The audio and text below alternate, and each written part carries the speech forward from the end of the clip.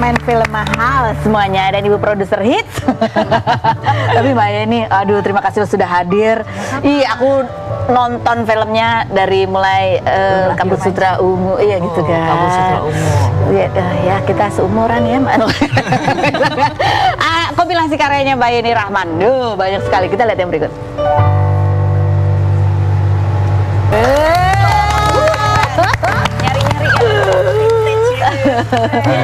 Bukannya apa vintage? Vintage gitu ya. Mbak Yeni gimana? Ini katanya 10 tahun setelah tahun awal tuh film semua, kemudian muncul hanya 10 tahun sekali gitu ya. Kira-kira gitu deh. Terus kenapa sekarang muncul lagi? Karena jatuh cintanya setelah 10 tahun itu tadi. Oh, sebelum-sebelumnya ngapain?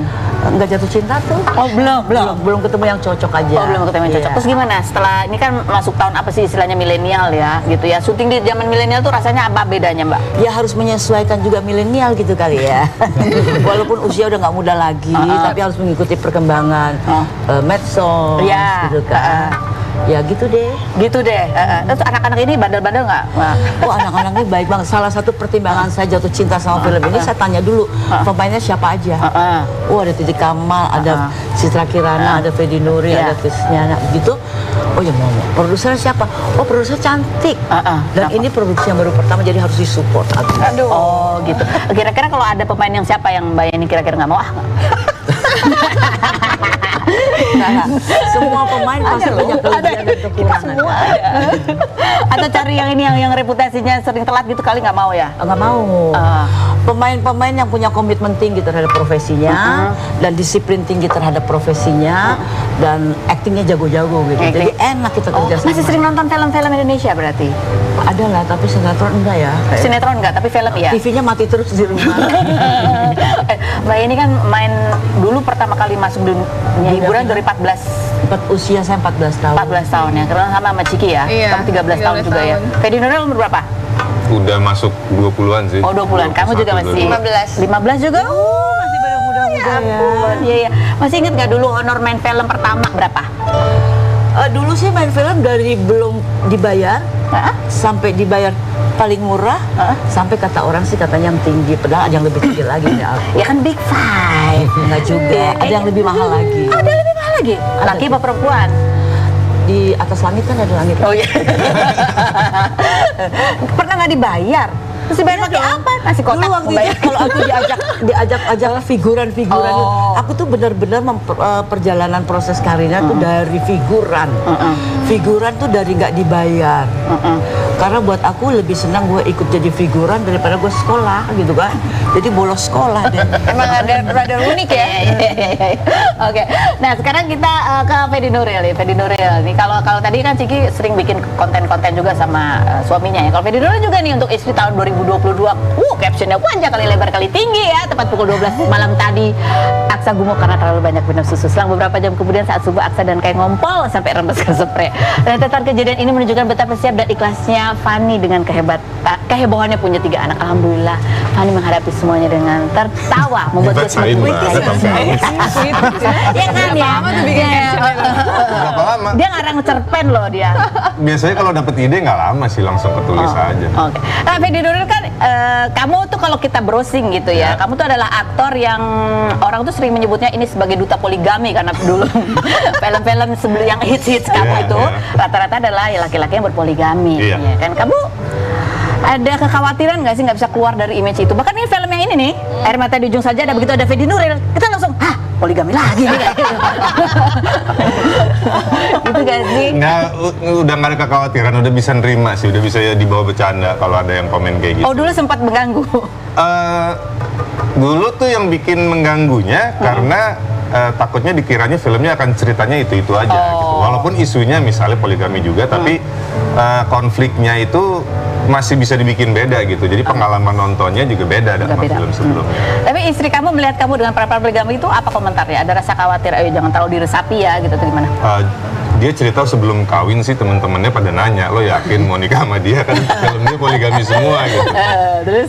Dia yakin dan emang sampai sekarang nggak menunjukkan ada niat ke sana, jadi dia tenang-tenang aja. Oh, oke. Terus, tapi kamu sendiri pendapat kamu tentang poligami? Salut sih kalau emang ada yang bisa ngejalanin dan adil. Karena aku juga belajar kan lewat film-film itu. nggak mungkin adil sebenarnya. Iya. Kita cuma bisa usaha. Tapi apakah hasil akan adil, nggak mungkin. Oke. Nah, jadi ya silakan kalau Kalau kuat. sanggup ya, kalau sanggup.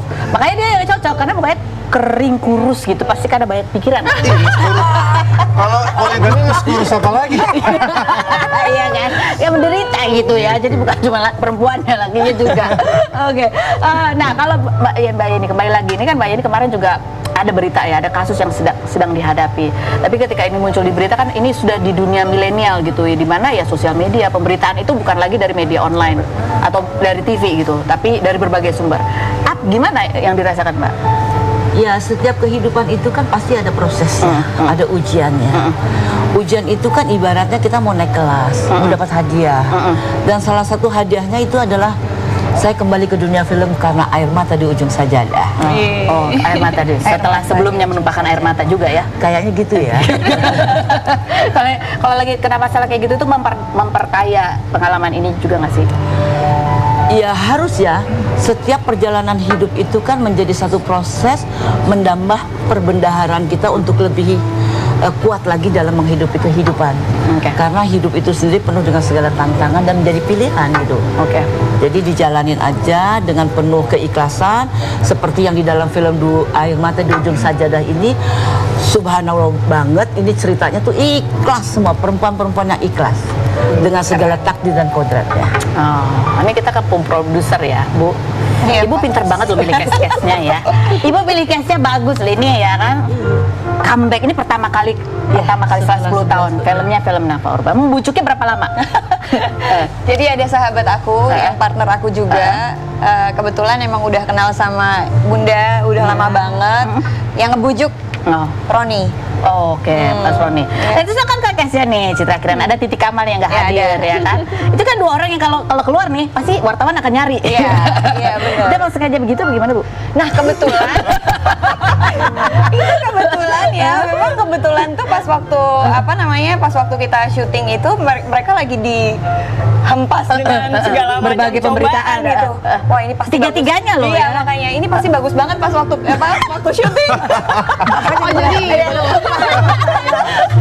Ada pengalaman emosional saya bergejolak gitu ya. Ini pasti bagus banget kalau pas waktu syuting mereka pasti pakai penghayatan yang benar-benar. Biasanya kan kita sebagai public figure kan begitu kan. Gitu. Karena kalau ini pilihnya apa? Hanya dia satu-satunya kandidat. Gak ada pilihan yang lain lagi. Siapa coba? Fedi Nuril ngelirik siapa lagi nih sebenarnya? Siapa yang ada di dalam pikirannya Mbak? Untuk cerita laki-laki yang mendampingi perempuan yang bercucuran air mata kan? ya. Dia mukanya paling menderita pada sendiri. Oke, kita nanti akan bahas lagi mengenai film dan ada pertanyaan setuju nggak setuju gitu ya. Salah satunya nih pertanyaan setuju nggak setuju bahwa setuju nggak setuju nih menurut kalian? Iya. Pelakor itu boleh masih dipublikasikan ke publik ya. Hadir menjadi public figure itu boleh atau nggak? Yang berikutnya jaga.